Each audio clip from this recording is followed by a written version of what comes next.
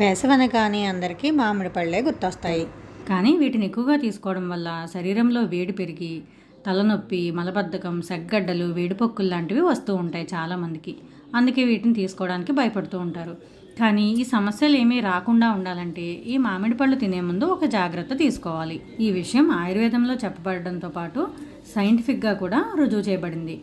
ఇదేంటంటే మామిడి పళ్ళు తినే ముందు నీటిలో నానబెట్టడం అన్నమాట. మామిడి పళ్ళను శుభ్రంగా కడిగి 1-2 గంటల పాటు నీటిలో నానబెట్టడం వల్ల దానివల్ల వచ్చే దుష్ప్రభావాలు చాలా వరకు తగ్గుతాయి.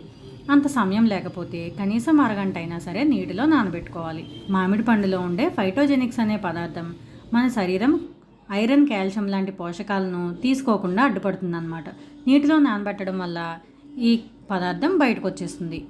అలాగే ఆ పండుపై ఉండే క్రిమిసంహారక మందులు, కెమికల్స్ కూడా నీటిలో నానబెట్టడం వల్ల తొలగుతాయి. అలాగే మామిడి పండులో ఉండే థర్మోజెనిక్స్ లక్షణం అంటే శరీర వేడిని పెంచే లక్షణాన్ని కూడా ఇలా నీటిలో నానబెట్టడం ద్వారా తొలగించవచ్చు. తద్వారా శరీర వేడి ద్వారా వచ్చే వేడిపొక్కులు, తలనొప్పి, మలబద్ధకం లాంటి సమస్యలను నివారించవచ్చు.